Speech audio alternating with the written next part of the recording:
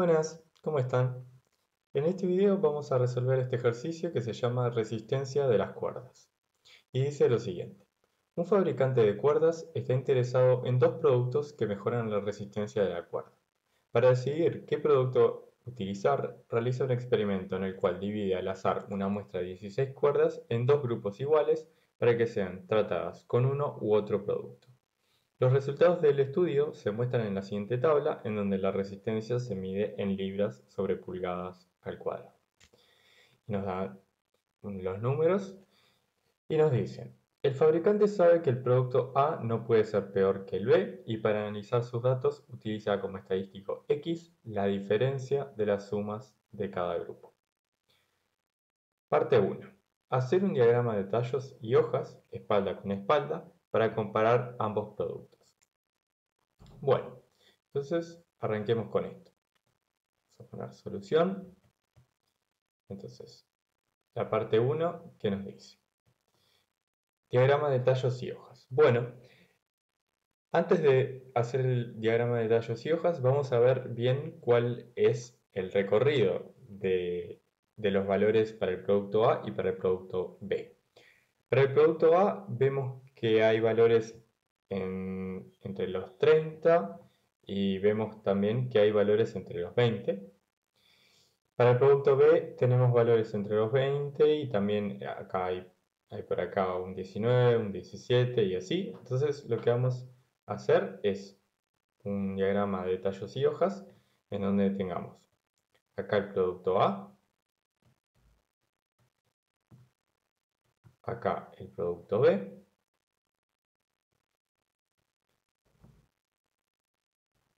y vamos a poner entonces el 1, el 2 y el 3. Esos son los valores que necesitamos para este diagrama. Bueno, arranquemos con el producto A. Bueno, para el producto A no hay ningún valor que esté entre 10 y 19. El valor más chico es 21. Así que de los valores que arrancan, que están entre 20 y 29, tenemos el 21 acá, tenemos el 22, tenemos el 24 y el 28. O sea que vamos a poner para el producto A 1, 2, 4 y 8. Ahora calculemos para el producto, calculemos los datos que faltan. Estos están entre 30 y 39 y son 30, 32, bueno, me había faltado el 31, 30, 31, 32 y 35. Entonces, 30, 31, 32 y 35. Con esto terminamos todos los resultados para el producto A. Veamos el producto B. El producto B sí tiene algunos resultados que están entre 10 y 19. Está el 17, está el 18 y está el 19. Entonces vamos a poner 7, 8 y 9. Vamos a arreglar ese 9, 19. Perfecto. Y veamos el resto de los resultados. Tenemos el 20, tenemos el 25, el 26, el 27 y el 29. Entonces vamos a tener un 20, un 25, 26, 27 y 29. Entonces, ¿qué podemos decir de este diagrama de tallos y hojas? Bueno, en un principio parece que el producto B da resistencias menores que el producto A. Pero estas diferencias perfectamente pueden haber ocurrido por el azar. Entonces, vamos a seguir testeando esto para ver si efectivamente hay una diferencia o es que esta diferencia que más o menos estamos viendo es simplemente producto del azar. La parte 2 nos dice, ¿tienen los dos productos el mismo efecto sobre la resistencia de las cuerdas? Indicar cuál es la hipótesis nula que corresponde a esta pregunta. Entonces, nos vamos a plantear la hipótesis nula, que es los dos productos tienen el mismo efecto o generan el mismo efecto sobre la resistencia de las cuerdas.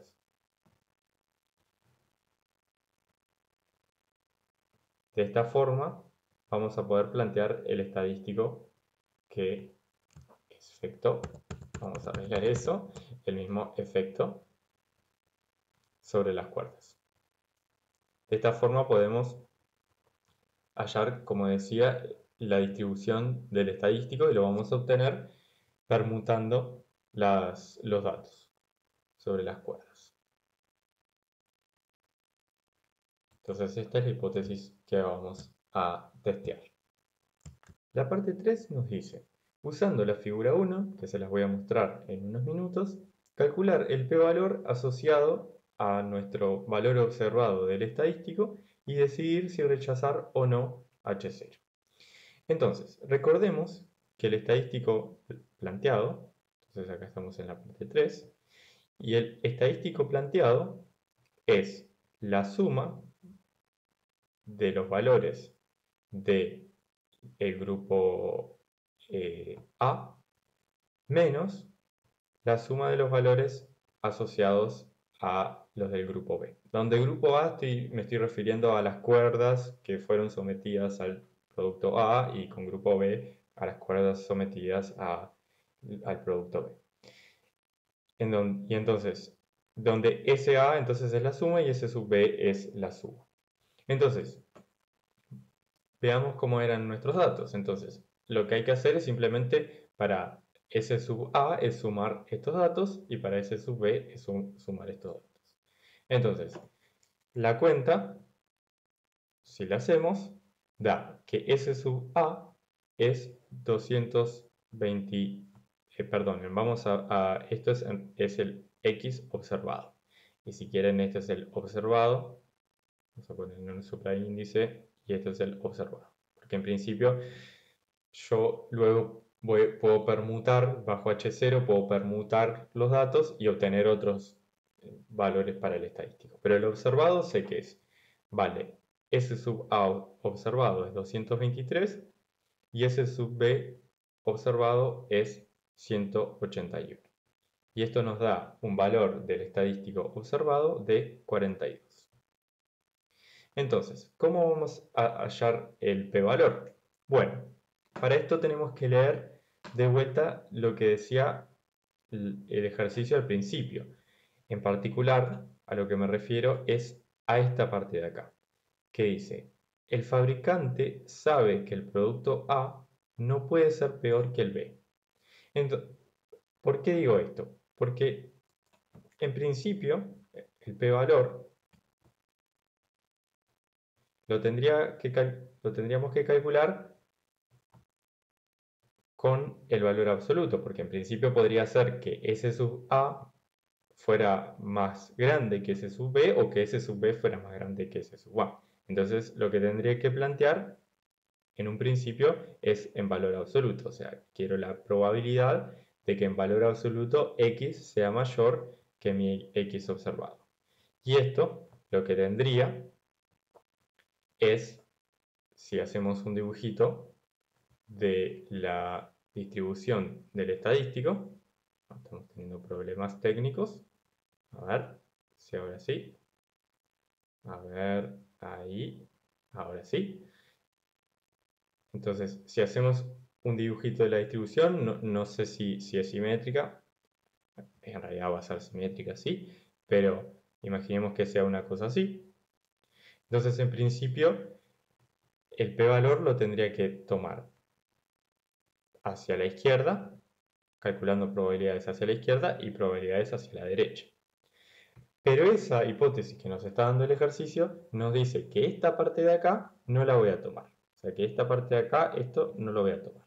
Porque nos está diciendo que el fabricante o el productor, no recuerdo cómo era que lo decía, ya sabe que el producto A va a ser va a ser mejor que el producto B. Entonces no voy a considerar la cola hacia la izquierda para decidir sobre si mi hipótesis nula es verdadera o no.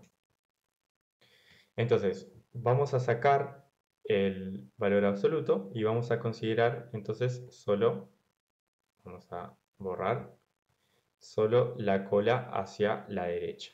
O sea que lo que queremos calcular es esto. Bueno, y ya sabemos cuánto es el x observado. Es la probabilidad entonces de que x sea mayor o igual que 42. Bueno, entonces tenemos que calcular ahora cómo es la distribución bajo H0. Perdón, esto es bajo H0. Vamos a aclararlo. Por más que sabemos cuál es la definición de p-valor, sabemos que esto tiene que ser bajo H0. Entonces, lo que necesitamos es hallar la distribución bajo H0 de mi estadístico. ¿Cuál es el problema con esto? Que hay muchas configuraciones posibles. ¿Por qué? Porque tengo, por ejemplo, una configuración que es esta que tenemos, que es la observada, y otra configuración, por ejemplo, es permutar este valor que dice 31 con el que dice 20, o permutar este 31 con el que dice 19, y así. Tengo muchas permutaciones. De hecho, antes de hacer este cálculo, antes de ver la figura 1 también, vamos a calcular cuántas posibles configuraciones hay. Entonces, observemos que hay. Bueno, ¿y cuántas configuraciones hay? Bueno, para calcular esto, observemos que si nosotros de las 16 cuerdas que tenemos, elegimos 8 para armar el grupo del producto A, asociado al producto A, las 8 restantes ya sabemos que van a quedar automáticamente en el grupo B.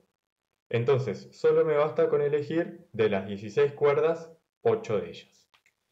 Por lo tanto, ¿cuántas configuraciones posibles hay? Son combinaciones de 16 tomadas de a 8 configuraciones. Entonces, 16 combinaciones de 16 tomadas de a 8 son 12.870 configuraciones. ¿Se imaginan que estaríamos un buen rato, configuraciones, estaríamos un buen rato calculando a mano todas estas configuraciones y encima calculando el valor del estadístico para cada una de esas configuraciones? Por lo tanto, esto se vuelve bastante inmanejable hacerlo a mano y necesitamos hacerlo necesariamente en una computadora, armar un pequeño script que nos permita hacer este cálculo. Lo bueno es que ya lo tenemos y esto es lo que nos muestra la figura 1. En la figura 1 entonces tenemos los valores del estadístico calculados para los posibles valores que puede tomar. Perdón, los valores de la distribución del estadístico para los posibles valores que puede tomar. Vamos a achicar ahí un poco, a ver si podemos verlo todo de una. Ahí. Entonces, más o menos. Entonces, lo que tenemos en el eje horizontal son los valores que puede tomar X, y lo que tenemos arriba de las barritas son los números absolutos. O sea que esto tiene como una pinta de ser la función de probabilidad puntual, pero lo tenemos que normalizar. De cualquier forma, ¿cómo vamos a calcular esto? Bueno, nosotros queremos calcular la probabilidad de que mi estadístico sea mayor o igual que 42. Entonces, nos fijamos acá en 42. Recuerden que no estamos mirándolo a dos colas, porque si no también tendríamos que mirar estos valores, para los valores menores a menos 42. Pero como lo estamos mirando solo con la cola hacia la derecha, vamos a mirarlo acá. Entonces, nos paramos en el 42 y tenemos que ver todos los valores que son mayores o iguales a 42. Entonces, lo que tendríamos que hacer es sumar 76 más 64 y así hasta este 1 de acá. Y eso nos daría algo que no es una probabilidad. Lo tenemos que dividir entre la cantidad total de configuraciones. que lo habíamos calculado y era 12.870. Entonces, ¿cuál es el p-valor? Es la suma, repito, de 76 más 64 más 51 y así, dividido 12.870. Entonces, el p-valor, observando la figura 1, es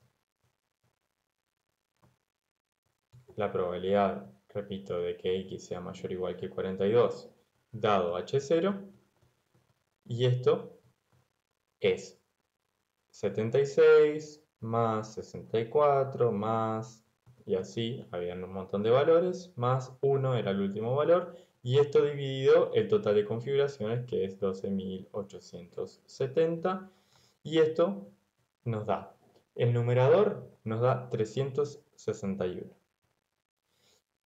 y el denominador, bueno, 12.870. Y esto nos da 0,028. Bueno, entonces, ¿estamos de acuerdo con H0 o lo vamos a rechazar? ¿Rechazamos o no rechazamos H0? Bueno, para eso hay que fijar un nivel de significación. Entonces, por ejemplo, si fijamos alfa a que sea igual a 0,05, por ejemplo, como el p-valor es menor que alfa, ¿qué pasa? Rechazamos H0. Entonces, para este nivel de significación, rechazamos H0. Distinto de si hubiésemos fijado, por ejemplo, alfa que fuera 0,01. En ese caso, no rechazaríamos H0, porque nos quedaría que el p-valor es mayor que alfa. Entonces, bueno, por las dudas, esto con un menor igual. En nuestro caso es menor, así que estamos tranquilos, pero con un menor igual nos alcanza. La parte 4 nos dice, se considera la región de rechazo a una cola y su R de C, que es la semirrecta C a más infinito, y la probabilidad de error de tipo 1, alfa igual 0,1. Entonces, usando la figura 1, calcular C y decidir si rechazar o no H0. De hecho, acá en el ejercicio 4 ¿no? tenemos un alfa mayor que el que habíamos elegido en la parte anterior, pero bueno, no importa. Recuerden que la probabilidad de error de tipo 1 es algo que nosotros decidimos controlar, porque es relativamente fácil controlar eso y bueno, el error de tipo 2, ahí ya no lo podemos controlar tan fácil. Pero la probabilidad de error de tipo 1 es algo que fijamos para controlar. Entonces, ¿qué es lo que queremos calcular? Hagamos un dibujito para entender qué es lo que nos pide. Nosotros tenemos en la figura 1, que les mostré hace unos minutos, tenemos esa especie de campana que es la distribución bajo H0 de mi estadístico. Entonces nosotros queremos calcular cuál es un cierto C, tal que la probabilidad que nos queda ahí sea menor o igual que mi nivel de significación alfa, o sea, menor o igual que 0,1. Entonces, lo que queremos hallar, vamos a escribirlo, queremos hallar el C, que cumpla lo siguiente,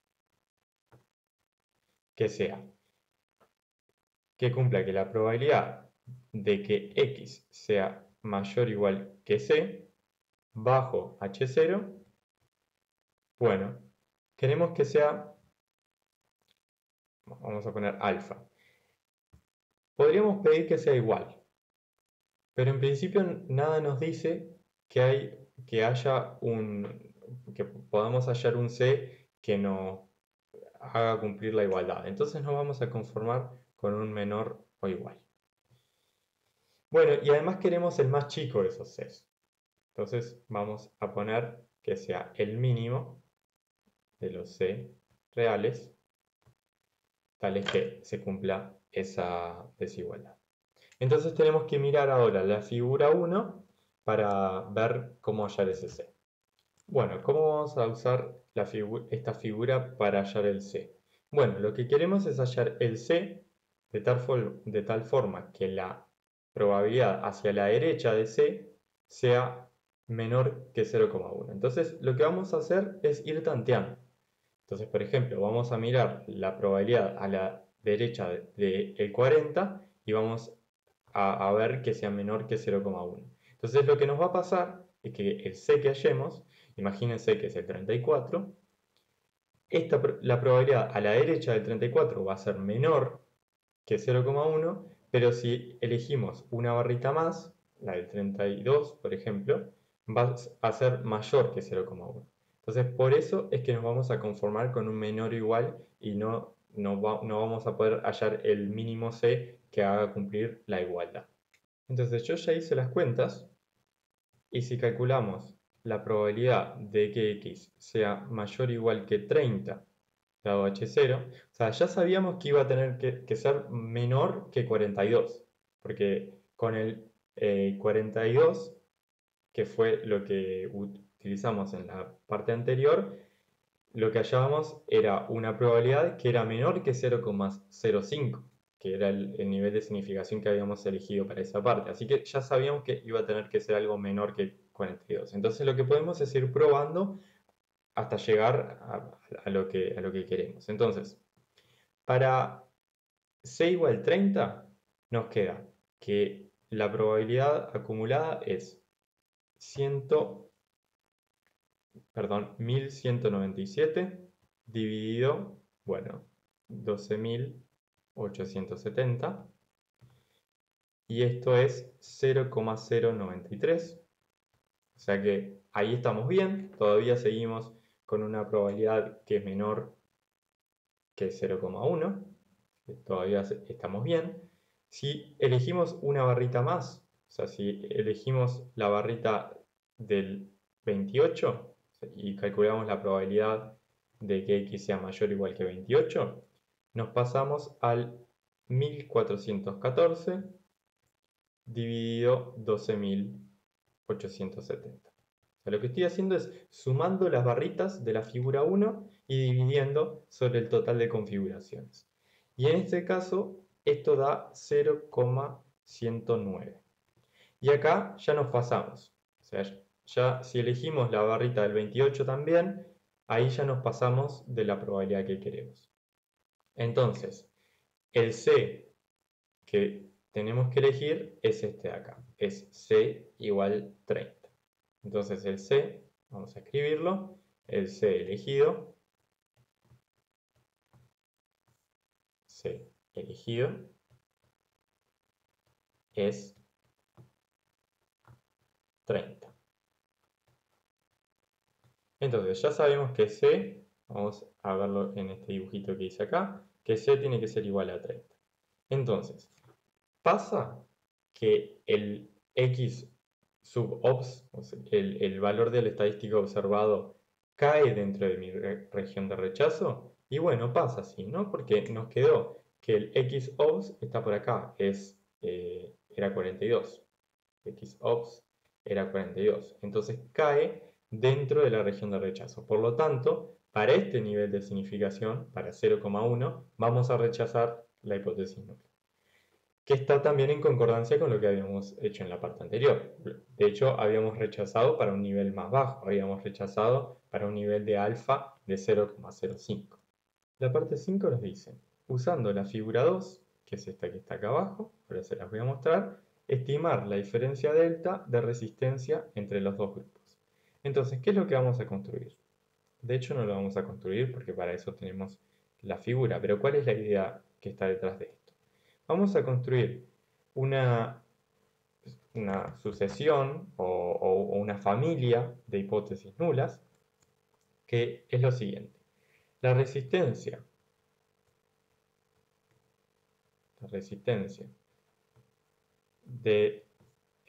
dada por el tratamiento A,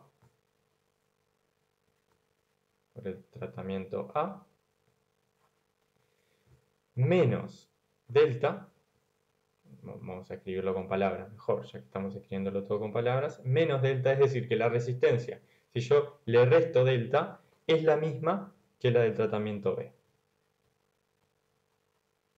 misma que la del tratamiento B.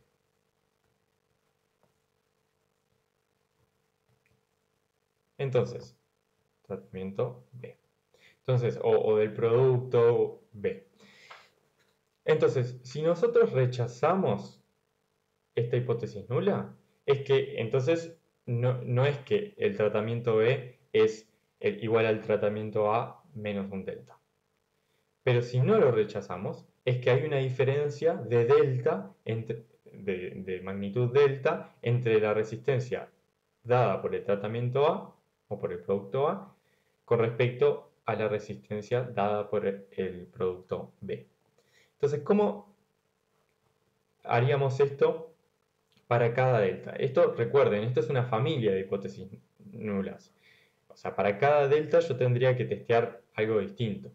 Entonces, lo que haríamos no lo vamos a construir nosotros, pero lo podríamos construirlo, hacer una especie de script y calcularlo. Lo que haríamos es, a cada uno de los elementos del grupo A o del grupo al que le dimos el producto A, le restaríamos un delta, o sea que haríamos 31 menos delta, 24 menos delta y así. Y hacemos todo lo que hicimos en las partes anteriores para calcular p-valores, para permutar las cosas y así. Y lo que tendríamos entonces es un p-valor asociado a un delta. Entonces, lo que vamos a hacer, o lo que podríamos hacer es justamente eso. Y eso es lo que está dado en la figura 2. Entonces, eje horizontal tenemos el delta, eje vertical tenemos el p-valor, que recuerden es la probabilidad de que bajo h0 mi estadístico tome un valor igual o más grande que mi valor observado.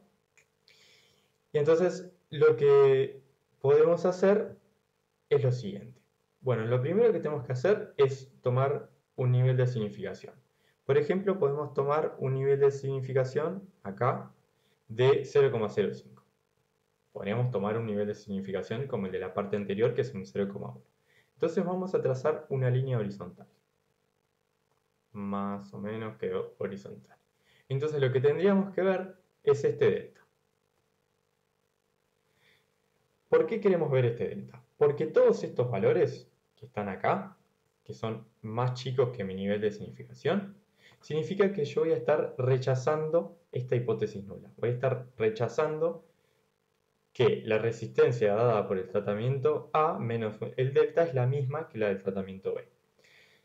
Pero si yo estoy por arriba, si yo estoy en toda esta región, de por acá, yo estoy en toda esta parte de acá, esto significa que yo no voy a estar rechazando hipótesis nula. Por lo tanto, mi tratamiento B es igual al tratamiento de A menos delta. O mejor dicho, las resistencias dadas por el tratamiento B son iguales a las del tratamiento A menos un delta. Por lo tanto, si nosotros vemos cuál es este delta, veríamos cuál es la diferencia de resistencia que obtenemos por el tratamiento A con respecto al tratamiento B. Y más o menos, hay que tener una grilla un poco más fina, pero más o menos el delta que nos da es 1. Más o menos. Quizá hay que mirarlo con un poco más con una lupa un poco más fina, pero quedémonos con que vale 1. Entonces, ¿qué conclusión sacamos? Tenemos que estimar la diferencia delta. Entonces, ¿qué conclusión sacamos? Que la diferencia en resistencias dada por el tratamiento A con respecto al tratamiento B es de por lo menos una unidad, y recordemos cuál era, cómo lo estábamos midiendo en libras sobre pulgadas al cuadrado. Entonces, lo que nos está diciendo esta figura es que la diferencia es de por lo menos 1 libra sobre pulgadas al cuadrado. Y con esto terminamos el ejercicio.